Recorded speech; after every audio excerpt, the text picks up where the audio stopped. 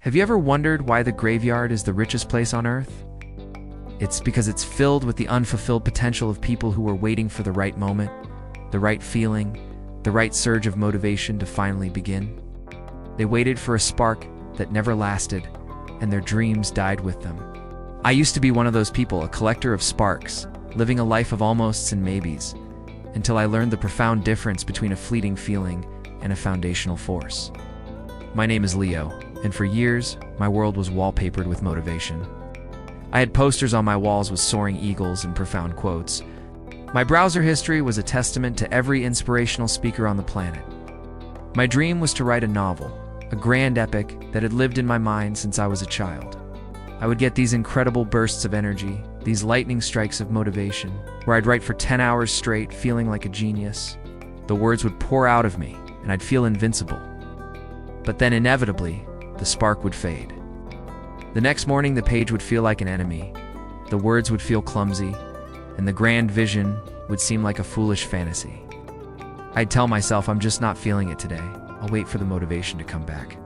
Weeks, sometimes months, would pass between these sessions, and my masterpiece remained a collection of disjointed, half-finished chapters.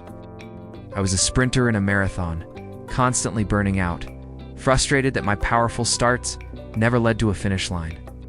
One day, in the depths of my frustration, I took a long walk to clear my head and found myself by an old, quiet river. There, an old fisherman named Samuel was calmly mending his nets, his hands moving with a slow, practiced rhythm.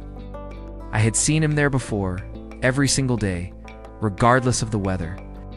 In the blistering sun, in the drizzling rain, Samuel was always there.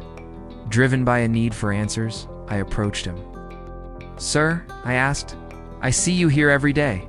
How do you stay so motivated to come out here, even when the weather is bad or the fish aren't biting?" Samuel looked up, his eyes crinkling at the corners as he offered a gentle smile. "Young man," he said, his voice as steady as the river's current, "you're asking the wrong question. I am rarely motivated." He paused, letting the words settle. Motivation is a fickle guest. It arrives unannounced and leaves without saying goodbye. It's the thrill of a big catch, the warmth of a sunny day. It's wonderful when it visits, but you cannot build your life around a guest. I don't come here because I feel motivated. I come here because it is Tuesday. I come here because this is what I do. This is my responsibility. This is my discipline. He then pointed to a grove of towering bamboo nearby. "Do you know the story of that bamboo?" he asked. I shook my head. "When you plant a bamboo seed," he continued, "you water it and nurture it for the first year, and nothing happens. It's the second year. You water and nurture it, and still nothing happens. The third and fourth years, the same. A man who relies only on motivation would have given up, convinced his efforts were for nothing. But the disciplined man keeps watering, because he knows that for those 4 years, beneath the surface, the bamboo is building a massive, complex network of roots. It is growing where no one can see. Then in the 5th year, it explodes. It can grow 90 feet in just 6 weeks. Did it grow that high in 6 weeks, or did it grow for 5 years? That question hit me like a tidal wave. My entire life, I had been looking for the sprout, for the visible proof of growth, without ever tending to the roots. I had been chasing the feeling of progress instead of engaging in the process of it.